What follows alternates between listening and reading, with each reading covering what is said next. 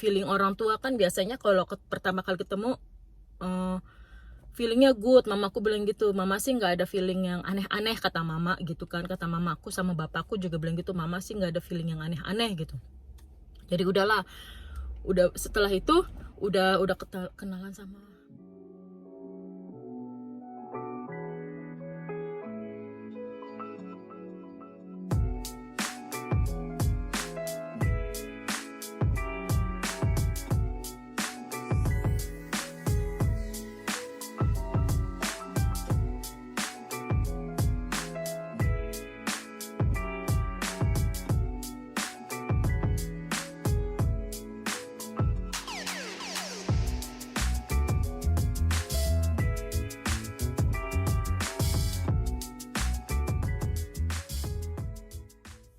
Hai, selamat pagi teman-teman. Ketemu lagi dengan aku Risa Martin. Kali ini aku lagi ada di parkiran dimana suami aku lagi vaksin kedua, vaksin corona ya. Suamiku dapat Moderna, aku dapat Pfizer. Aku baru 1 kali vaksin, tapi yang keduanya nanti bulan Agustus. Aku mau cerita-cerita tentang awal ketemuan aku dengan suamiku itu di mana dan kapan, dan apa langsung menikah setelah ketemu. Aku mau cerita di sini ya.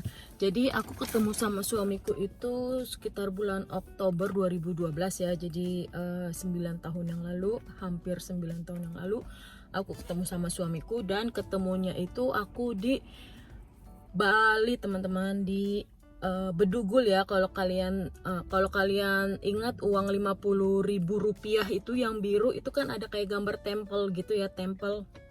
Nah aku ketemu suamiku itu di situ, nama tempatnya Bedugul. Jadi aku kalau pas ke Indonesia ngelihat uang 50 rupiah, 50.000 ya, 50.000 yang warna biru itu, suamiku langsung bilang langsung ingetin, kamu ingat nggak ini tempat kita tuh awal ketemu gitu teman-teman.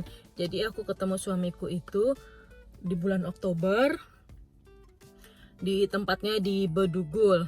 Jadi suamiku dan temennya itu, dan mereka berdua ya, itu datang ke Bali.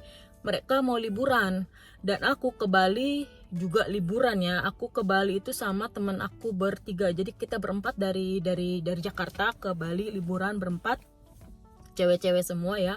Itu selama 5 hari kita di Bali. Nah suamiku lama di Bali, sekitar 3 minggu atau 4 minggu ya suamiku di Bali. Kita ketemu di Bedugul itu, dan itu bisa dibilang love at the first sight ya teman-teman. Jadi cinta pada pandangan pertama. Jadi pada saat ketemu itu aku tuh lagi take picture ya sama teman-teman aku, sama AA namanya. Itu AA ini tour guide kita ya. Jadi tapi kita panggilnya AA, terus kita udah akrab, jadi kita bilang temen lah ya si AA ini. Uncle, kita manggilnya Uncle. Jadi si Uncle ini ceritanya lagi mau ngambil foto kita berempat di Bedugul ini ya. Tiba-tiba ada temannya suamiku lewat. Terus karena kita kan biasa kalau orang Indonesia kalau ngeliat bule tuh langsung, ih bule, minta foto gitu kan. Nah kenoraan aku datang lah pada saat itu kan. Jadi aku, kalau nggak salah waktu itu aku bilang sama temennya suamiku, aku bilang, Mister, kita boleh foto bareng nggak gitu kan, can take picture with you, kayak gitulah ya. Jadi nah temennya suamiku tuh mau kan.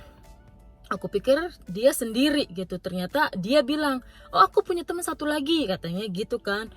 Oh kalian berdua ya? Iya ada temanku satu lagi di sana kata gitu. Nah datanglah suamiku, deng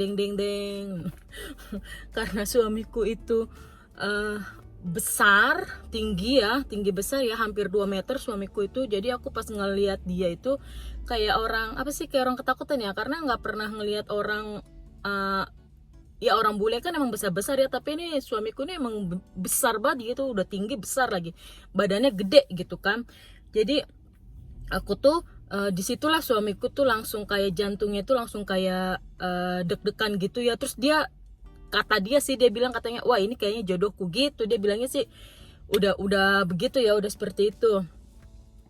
Terus pertama kali ketemu aku juga dia langsung ngeliatin aku aja, tapi akunya yang takut karena kan besar ya. Dia tinggi besar, suamiku itu tinggi besar, terus aku yang kecil, yang pendek. Aku bilang aku pendek ya, bukan kecil. Kalau kecil kan kayaknya imut banget gitu ya. Yang pendek ini aku kayak ketakutan gitu ngeliat suamiku. Jadi aku tuh selalu ngumpet di balik badan temenku. Jadi aku selalu ngumpet gitu. Tapi dari situ di dalam satu hari itu, percaya tidak percaya, kita itu ketemu terus di beberapa tempat ya Pak. Even kita nggak janjian gitu, kita cuma bilang rencana kita hari ini nanti kesini, ke Tanah Lot, kesini, kesini. Kita cuma bilang begitu doang ya. Itu pun nggak janjian jam berapa kalian sampai sana, jam berapa sampai sana gitu. Jadi pas kita udah ketemu di situ ngobrol-ngobrol sebentar, diabadikan lah, kita berdua lagi duduk berdua gini, diabadikan lah sama temenku di foto. Dan foto itu yang di print sama suamiku, maksudnya dicetak sama suamiku, ditaruh lah di rumahnya itu ya, pas dia sampai di Belanda gitu. Jadi suamiku itu warga negara Belanda ya teman-teman. Jadi pas udah seperti itu, udah dipoto, kita pisah lah ceritanya. Abis dari Bedugul itu kita pergi ke suatu tempat ya. Nah, suamiku dan temennya juga pergi juga ke suatu tempat. Tempatnya aku lupa, antara Tanah Lot apa di mana gitu. Aku ketemu lagi dia, cuman posisinya itu kan udah sore. Kita baru datang, dia mau pulang, ketemunya di parkiran karena kita lagi nunggu si AA ini, si uncle ini sholat ya. Jadi kata si uncle, Neng, uncle sholat dulu ya. Iya, uncle sholat aja. Jadi kita lagi ditunggu di dalam parkiran itu, di parkiran lagi nunggu uncle sholat. Dia jalan mau pulang ke parkiran, ke mobil gitu ya. Ketemu lagi dari situ. Terus habis ketemu di situ, disitulah awalnya kita perkenalan ya. Jadi dari yang pas ketemu itu, dia mau minta nomor aku, cuman aku nggak mau karena satu, aku belum kenal ya, maksudnya dan aku pun pada saat itu aku takut dalam, bukan arti yang takut scary, ini orangnya scary gitu, bukan, karena takut dia ini kan tinggi besar gitu kan. Jadi malu lah ya, kalian bisa dibilang malu gitu. Terus dia minta nomor telepon aku nggak mau. Akhirnya kita bikin janji lah, malamnya itu kita ke Hard Rock Cafe Bali teman-teman. Aku lupa tepatnya itu di mana, cuman di Hard Rock Cafe itu kita janjian lah sekitar jam 8 malam. Janjiannya jam 8 malam. Cuman pas kita janjian itu aku bilang sama AA udahlah nggak usah pakai nomor telepon, kalau misalkan kita bikin janji aja, kalau misalkan memang jodoh kita akan dipertemukan di Hard Rock itu, di tempat itu, bilang. Akhirnya AA sama ininya bikin janji lah ya. Yaudah ntar ketemu lah di Hard Rock Cafe ya, gak usah pakai nomor telepon. Nah, namanya cewek, kita kan sebelum kesana kita bolak-balik kita keliling dulu ya. Kita ke tempat-tempat lain dulu lah sebelum janjian. Memang sih kita janjiannya kan jam 8. Cuma kan tadi udah aku bilang kan, kalau namanya jodoh itu pasti akan dipertemukan. Kan bisa aja dia karena udah jam 8 kita telat, dia bisa pulang aja kan, balik ke hotel. Itu berarti nggak ketemu dan itu namanya nggak jodoh kan. Tapi ternyata teman-teman, kita itu telatnya udah banyak ya, sekitar 1 jam sampai 1,5 jam sampai 2 jam gitu. Jadi emang bener-bener telat teman-teman. Jadi janjian jam 8, kita tuh datang tuh jam setengah 10, jam 9 setengah 10 gitu ya. Kita baru datang, temennya itu sudah pulang ke hotel ya.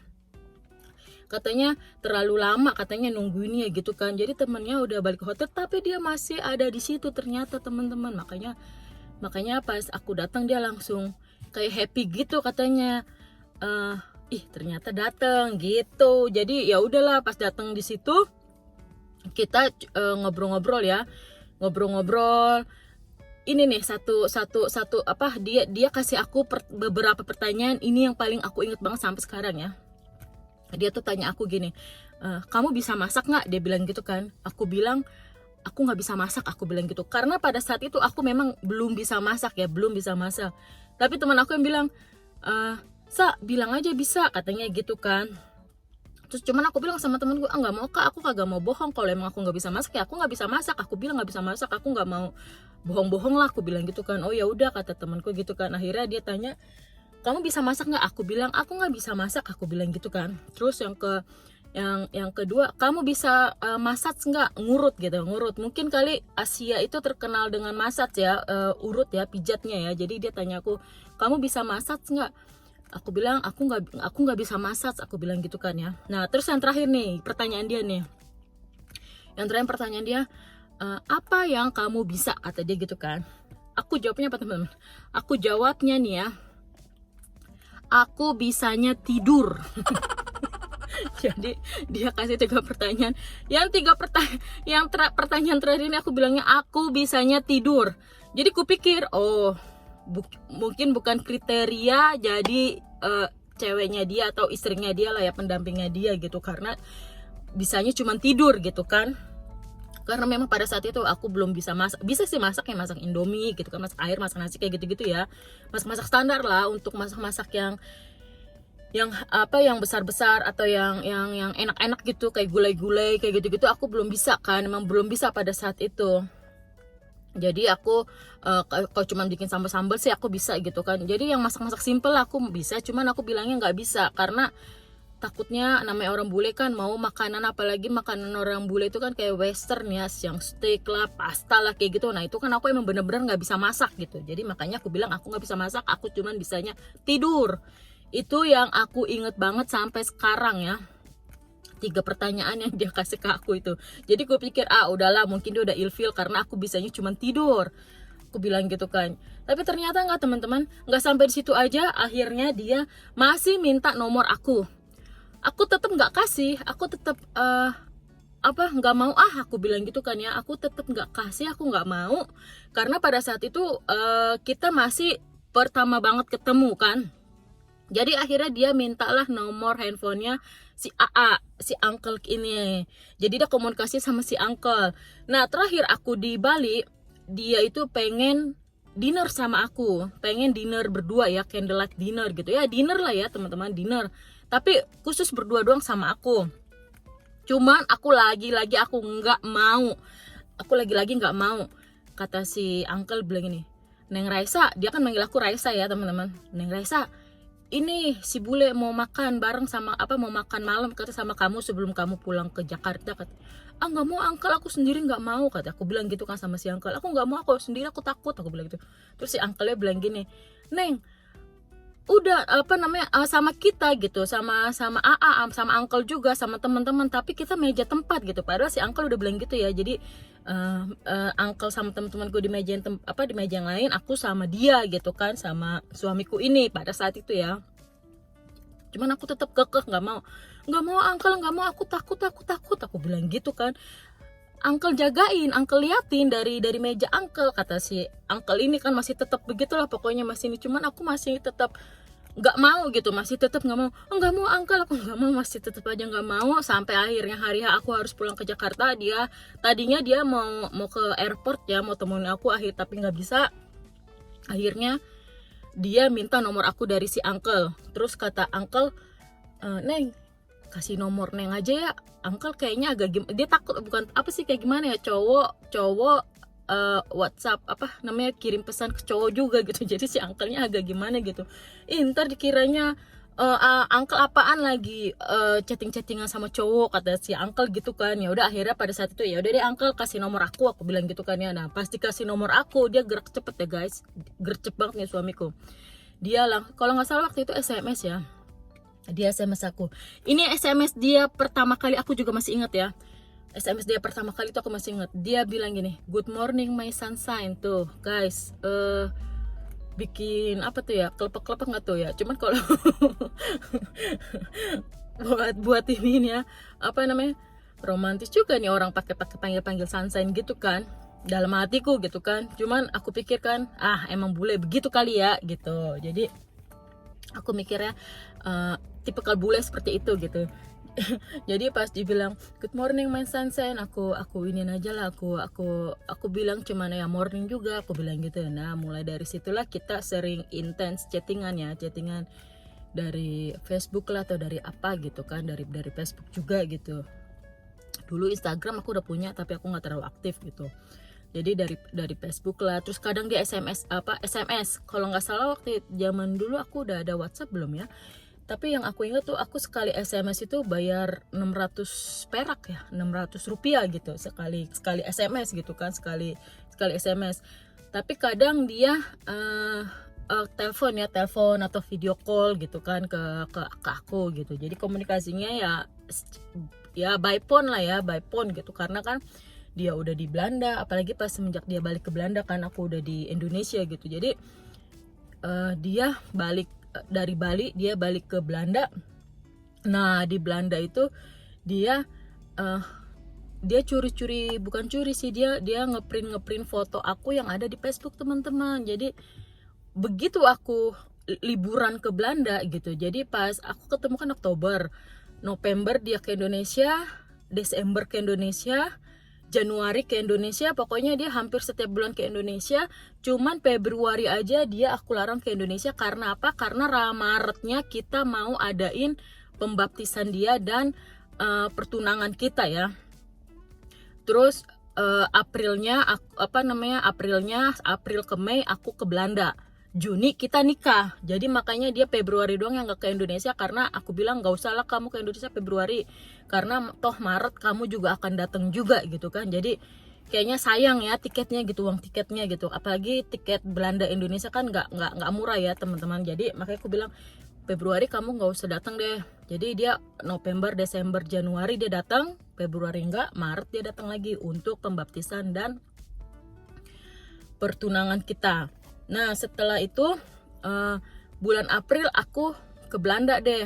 Aku ke Belanda selama sebulan bersama teman aku, karena mama aku nggak ngizinin aku pergi sendiri ya ke Belanda teman-teman.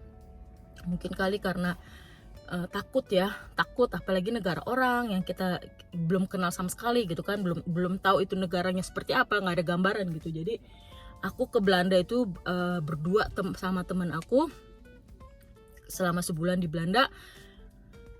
Begitu aku masuk rumahnya, jeng itu semua foto aku teman-teman. Kata dia, aku ambil dari Facebook kamu, terus aku print, kata dia gitu, terus aku pajang semuanya. Terus spesial yang ketemu berdua itu dia memang print, terus dia pasang di dalam rumahnya. Jadi benar-benar foto aku semua yang ada di situ di rumahnya dipajang sama dia. Aku sempat kaget ya, foto aku semua di sini. Iya, begitu aku sampai Belanda, aku ambil foto kamu yang ada di Facebook, karena kita berteman kan di Facebook. Jadi dia ambil foto di Facebook, terus dia print, dia pasang di rumahnya. Nah selama sebulan aku di Belanda, sebelum di Belanda itu cuman mau tahu keadaan gimana sih itu situasi di Belanda gitu. Karena kan yang kita tahu kan negara Eropa itu kan dengan 4 musim ya, jadi gimana nih musimnya gitu. Sebenarnya waktu aku datang ke Belanda, suamiku udah bilang, itu kan bulan April aku datangnya, ini dingin ya. Suamiku udah bilang ini sekitar 16 derajat. Kupikir 16 derajat itu dinginnya sama kayak AC kita lah ya. AC kita kan paling dingin kan 16 derajat kan.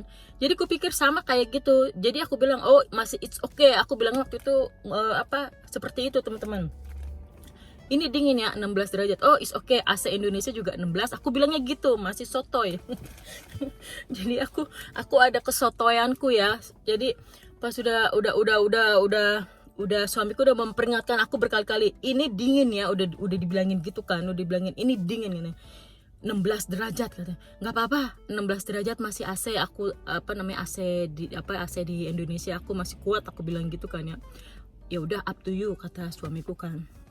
Jadi aku berdua sama temanku soto ya. Udah pakai, waktu itu aku cuma pakai blazer doang sama jeans ya, sama baju lah ya, baju dalam sama dikasih blazer. Terus ditanyain lagi nih sebelum keluar bandara. Ini masih di dalam bandara ya, udah nyampe di Belanda, di Schiphol, tapi belum keluar bandara gitu. Ditanyain lagi nih sama suamiku. Karena waktu kita berangkatnya bareng dari Indonesia ya, karena Maret kan suamiku datang, kita pertunangan sekalian pembaptisan suamiku, dan April kita berangkat bareng-bareng ke Belanda sama suamiku. Jadi kita bertiga ke Belanda bareng-bareng ya dari Indonesia. Tapi pulangnya di bulan Mei, aku berdua sama temanku. Si Anggita namanya, Ebing. Aku manggilnya Ebing. Panggilan kesayanganku ke dia tuh Ebing. Terus suamiku bilang sekali lagi sebelum keluar bandara, ini dingin ya katanya, are you sure katanya gitu kan ya, kamu yakin gak mau pakai jaket gitu sama suamiku. Oh enggak, nggak apa-apa gitu, nggak apa-apa lah katanya. Gimana Bing, sama temanku kan, nggak apa-apa lah, 16 kan AC Indonesia. Masih begitu guys, masih begitu, nggak apa-apa lah, 16 kan masih AC Indonesia. kesotoyan kita berdua nih ya. Begitu melangkah keluar bandara, jeng berapa langkah doang keluar dari airport, langsung kita masuk lagi guys ke dalam bandara. Aku bilang dingin. Disitulah suamiku ketawa ngakak, kan aku udah bilang dingin, tapi kamu nggak percaya. Ya aku pikir dinginnya itu dingin 16 AC-nya Indonesia, aku bilang gitu kan. Kalau dinginnya AC Indonesia itu aku masih bisa tahan gitu kan. Ternyata enggak guys, itu memang bener-bener dingin, apalagi ditambah angin, jadi emang bener-bener dingin banget ya. Jadi kesotoyan aku itu bener-bener langsung iya bener juga ya gitu kan. Jadi akhirnya kita masuk ke airport, ambil jaket, aku berdua teman-temanku, tapi sambil ketawa-tawa ya, akhirnya kita pulang ke parkiran, akhirnya pulang. Begitu sampai di rumah, kita diem aja dulu lah, karena memang dingin kan. Di bulan April itu kan musim spring ya spring, tapi dia itu banyak banget yang namanya kayak hujan, kayak angin, kayak gitu-gitu ya. Angin itu kan ada juga ya. Nanti di bulan Oktober juga begitu, sama ada hujan, ada angin gitu kan, kayak gitu nih. Nah terus udah seperti itu, aku berdua sama temenku ketawa-tawa. Iya kita soto ya, kita bilang sama seperti 16 AC-nya Indonesia gitu. AC di Indonesia 16 udah dingin ya, dinginnya pun masih kita kuat gitu kan. Ternyata emang benar-benar dingin. Jadi udah sebulan aku di Belanda, aku tahu apa sih seputaran Belanda ya, dikasih tahu lah seputaran Belanda. Terus aku ukur baju kebaya mertuaku sekalian kan, karena kita nikah di Indonesia dan pakai kebaya. Jadi mertuaku yang cewek itu pakai kebaya, cantik deh, pakai kebayanya disamain sama mamaku. Jadi aku ngukur badannya pakai meteran. Jadi langsung video call lah sama tukang jahitnya kalau nggak salah waktu itu ya, video call. Terus ditanyain yang tangannya diukur, ini dadanya diukur, terus panjangnya diukur. Jadi diarahin sama tukang jahitnya, kita video call waktu itu. Dan udah 1 bulan aku di Belanda, pulanglah aku ke Indonesia untuk persiapan pernikahan di bulan Juni teman-teman. Jadi aku menikah itu di bulan 22 Juni, dimana bertepatan dengan hari ulang tahun Jakarta. Jadi kalau aku lagi ngerayain anniversary, aku dirayain 1 Jakarta teman-teman. Ye. jadi aku kalau udah mau anniversary, aku bilang waduh, Jakarta udah siap-siap nih, udah mau ngucapin anniversary. Padahal mah emang ulang tahun Jakarta kan. Jadi anniversary kita itu bertepatan dengan hari ulang tahun Jakarta 22 Juni. Mungkin kalau masuk Ancol, masuk Monas mungkin gratis kali ya kalau anniversary. Nggak tahu deh, kalau yang ulang tahun sih kayaknya iya gratis ya. Cuman kalau yang anniversary kayaknya sih enggak ya, GR banget sih Loris. Jadi itulah teman-teman cerita aku awal perkenalanku dengan suami. Love at the first sight ya, cinta pada pandangan pertama. Awalnya aku tanya mamaku, begitu aku ketemu sama dia, aku tanya sama mamaku. Sampai akhirnya kita melanjutkan ke rencana pernikahan ya. Awalnya aku tanya mamaku, memang mamaku ini, kita kan aku itu dari keluarga Batak ya, jadi mamaku ini sebisa mungkin aku nikah sama orang Batak kalau bisa. Tapi kan jodohnya aku bukan orang Batak, jadi nggak terlalu masalahin. Sebenarnya sih aku juga pernah beberapa tahun yang lalu aku pernah tanya sih sama mamaku. Jadi mamaku ini kalau bisa sih orang Batak gitu kan, mamaku bilang gitu. Cuman aku nggak tahu kenapa ya aku bilang gitu sama mamaku. Tapi mak, kalau misalkan jodohku orang luar gimana, orang bule gimana? Terus mamaku bilang gini, ya kalau emang itu udah jodohmu ya udah, mama mau apa lagi gitu kan, karena itu kan udah jodoh dari Tuhan. Jadi tapi kalau bisa orang Batak, kalaupun kau dapet jodohnya orang bule ya nggak apa-apa gitu, mama setuju aja asalkan baik kan gitu. Oke, jadi pas ketemu sama suamiku ini aku curhat lah sama mama. Biasalah, mama kan tempat curhat kita ya teman-teman. Hal nggak penting aja kan, aku dari dulu tuh hal nggak penting aja aku ceritain sama mama aku kan. Jadi pas ketemu, apalagi ini pas ketemu sama cowok, aku tanya sama mamaku kan, aku bilang gini, mak, mama percaya nggak sih sama yang namanya cinta pada pandangan pertama? Itu awalnya aku tanya sama mamaku. Nah mamaku tanya, kenapa nang? Mama percaya gitu, mamaku bilang gitu kan, mama percaya dan itu ada kok, kata mamaku gitu. Kenapa nang? Mamaku tanya. Jadi akhirnya aku cerita sama mamaku, begini mah, waktu aku ke Bali aku ketemu sama bule begini, pokoknya aku ceritain lo semuanya. Ya udah, akhirnya mamaku udah mikir tuh ribet di bahasa ya nanti mama nggak ngerti ngomongnya, katanya. Katanya gitu kan. Udah mama, kenalan aja dulu, dia mau datang kok di bulan depan, bulan November ini. Dia lagi di Bali nih, masih di Bali pada saat itu ya. Nanti dia datanglah dia tiap bulan ke Indonesia untuk meyakinkan mamaku. Dan pas pertama kali dia datang ke Indonesia, ketemu mamaku, ketemu orang tuaku, ketemu abangku dan temennya abangku, disitulah dia juga minta izin ya mau lebih deket sama aku, dan minta izin mau ke jenjang yang lebih serius gitulah. Terus tapi feeling orang tua kan biasanya kalau pertama kali ketemu feelingnya good. Mamaku bilang gitu, mama sih nggak ada feeling yang aneh-aneh, kata mama gitu kan. Kata mamaku sama bapakku juga bilang gitu, mama sih nggak ada feeling yang aneh-aneh gitu. Jadi udah setelah itu udah kenalan sama mama bapakku, pulanglah dia ke Belanda. Dan kebetulan juga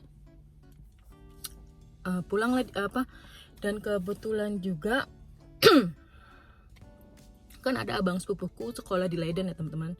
Ketemuan lah suamiku ini sama abangku di Leiden ini, karena abangku ini mau ada wisuda di Leiden. Jadi abangku punya waktu di sana, jadi abangku suruh si Martin ya, nama suamiku, Martin temuin abang, katanya gitu kan. Ya udahlah, aku bilang lah, kamu bisa temuin abangku nggak? Abangku kebetulan lagi sekolah di Leiden, dia mau wisuda di sana, kamu bisa temuin dia nggak sebelum dia balik ke Indonesia? Jadi perkenalan juga lah di Belanda sini kan abangku. Udah ketemuan di sana, feeling abangku juga bagus ya, karena abangku pada saat itu juga bawa kakak iparku, dan di situ juga feelingnya bagus, katanya. Baik kok, dibilang gitu kan, baik, kakak kan juga ketemu. Jadi pertama kali, jadi keluargaku pertama kali ketemu suamiku ini tuh feelingnya yang bagus ya, nggak ada feeling yang aneh-aneh gitu. Ya sudah, akhirnya sudah sampai udah semua keluarga ketemu, akhirnya kita bikin rencana pernikahan, dan akhirnya kita menikahlah di bulan Juni itu teman-teman. Jadi aku pertemuannya singkat ya, bulan Oktober aku ketemu, Maret tunangan, Juni kita nikah. Jadi memang sangat singkat, nggak ada sampai 1 tahun kita sudah langsung menikah. Jadi guys, untuk kalian yang belum punya pasangan atau yang lagi mencari jodoh, sudah disiapkan sama Tuhan, cuman waktunya saja yang belum pas. Jadi kalian tunggu dan sambil berdoa teman-teman, kalian pasti akan dapatkan jodoh yang terbaik dari Tuhan. Karena Tuhan akan memberikan jodoh itu yang sesuai dengan yang kita butuhkan, bukan yang kita inginkan. Mungkin yang kita inginkan banyak ya, kita pengen cowok yang ini, kita pengen cowok yang ini, tapi Tuhan itu akan kasih yang kita butuhkan, yang kita untuk menjadi pasangan hidup kita. Jadi teman-teman percayalah, Tuhan akan memberikan jodoh itu yang terbaik buat kalian dan di waktu yang tepat. Begitu dulu teman-teman video dari aku. Terima kasih sudah menonton video aku, sudah mau mendengarkan cerita aku gimana awal ketemuan aku dengan suamiku. Sampai ketemu lagi di video aku selanjutnya. Dah.